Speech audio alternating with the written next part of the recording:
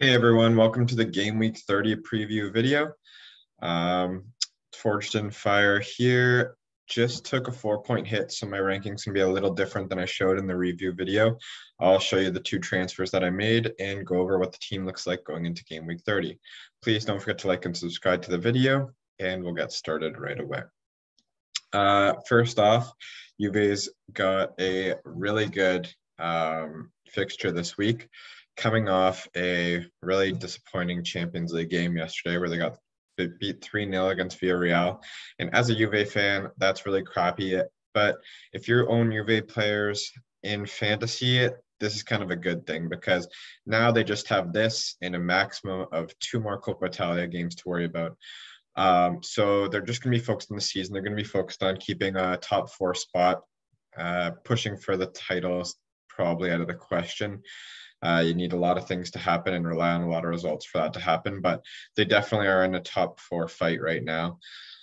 But they'll be going. They're not going to have to rest as many players. They already don't have a lot of players that they can rest due to a bunch of injuries. So you'll be seeing their top players that aren't injured right now playing almost every week. Dybala's on his way back. Bonucci, I think, will be back soon. I know McKennie and Chiesa are out for the season. So especially if you want to take a chance on a differential midfielder, that'd be okay, whether that's more like a Rabiot, Zakaria, I think will be back soon. I don't really think they're great for fantasy, but they probably will be playing week in, week out. I am captaining Vlahovic this week. Despite his poor run of form against Salernitana, I think he's got to score at least one. Just like how when I captained Immobile against Salernitana a few weeks ago and he got 2 right off the bat, I'm thinking that Vlahovic will at least be scoring 1. I'm a little fearful that based on playing Champions League, they might start Moise Kean instead. But they need a win. They need to bounce back. My captain's going to be Vlahovic this week, no question. I'm going to put my vice captain on a newcomer to the team, which is Theo Hernandez. I talked about getting him for long enough. It's about time that I acted on it. I took a 4-point hit to move out Brahim Diaz, who has done absolutely atrocious for me ever since I brought him in. And I brought in Candreva, where, again, so a familiar face there. Sampdoria's next 6 fixtures are Venezia, Roma, a little more challenging. Then you got Bologna, Salernitana, Hellas, Verona, and Genoa. So some good fixtures there. And then I moved out Smalling, who kind of has some good fixtures on the horizon after this week. But I just thought that's the one that I don't want to get rid of Bastoni because I don't know when that double game week's coming yet. Had a couple people ask, I will tell you as soon as I know, but I don't want to get rid of him yet because what if they put it in the next game week or anything further than that. So I didn't want to get rid of Bastoni there. I was kind of concerned with Bastoni after last game coming out at halftime, so I haven't seen any injury news on him or any flags, so I hope that's all okay. I'm going to stick with Calabria. I'm really hoping for a double clean sheet here on the Milan defense, and then Singo has just been great no matter who he's playing recently, so he's definitely getting the start there. Quadrado, another good opportunity for him to get some points. Çalhanoğlu against Fiorentina. This is one of the games I wouldn't be surprised if he didn't get anything, but he's just got nothing lately, so I'm hoping that he gets something there. And then the forward 3 of Dzeko, Leao, and Vlahovic. I got Milinkovic-Savic, who hasn't really been doing too much. I think he might have gotten an assist last game, or was that Dzeko? Maybe that was Dzeko. But he's going to take my first bench spot. I have 3 very capable bench players, but they're facing each other. And I'm going to go with my midfielder and then take Lazio in that game and put Patrick over Oliveira. All right, we'll go and see what's been happening around the league. Or sorry, no, the overall league. We went over our league last time.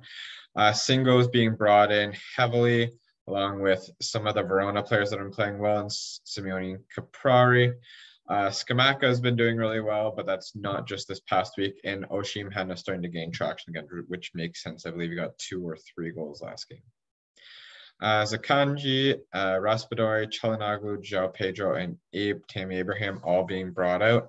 Kind of makes sense. I haven't heard too much news about any of them getting points aside from Raspadori. I thought still been doing well.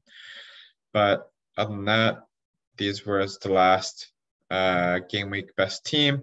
Molina has been making a lot of storm lately, and Udinese does have some good fixtures coming up after this week. So Molina is someone to keep an eye on if you're looking for a cheap defender. Could be really good. Kalulu's still been doing good, eh? Jeez, I almost got him in a while ago, but I definitely wanted Theo Hernandez. And finally, and Shenzi is up there despite not getting the clean sheet. He got a penalty save, so that's why he's up there. All right, I've already told you my transfer. It didn't take too much thinking to do. I've wanted Brahim Diaz out, but I keep seeing all these great fixtures for Milan. So at least this way, I still get the good fixture with Milan, and I get in Kandreva, who will have some good fixtures coming up. As for a top 5 this week, I know I forgot last week, and I apologize for that. As for a top 5, I think you got it, even if it was just for the one game week. Bring in Vlahovic against Salernitana. He's going to want to kick things into high gear again. This is the competition he's going to be most focused on now, and he's going to want to bury some goals. I'm going to go with 2. I think my 2 AC Milan defenders now are going to be key with these good run of fixtures. They still have 4 or 5 matches in a row now that could definitely be clean sheets. So I'm going to say Theo Hernandez and Calabria are both good players to bring in right now. Singo absolutely makes sense that most people bring him in. He'd take my 4th spot. Even against Inter Milan, he scored well, being taken off a little early before the Inter goal happened, which is why he still got a clean sheet. And Kandreva, someone I think that is worth bringing in right now, despite next game against Roma. I think that he will be someone that Sampdoria generally relies on. He is someone that'll put up points for a cheaper price. Okay, so that's my top 5: Vlahovic, Calabria, Hernandez, Singo, and Kandreva. Let me know what you think in these final game weeks of the season. Hopefully that 4-point hit doesn't hurt me too much and actually ends up benefiting me more. And I'll talk to you in the review video after these fixtures take place. Take care and have a good one.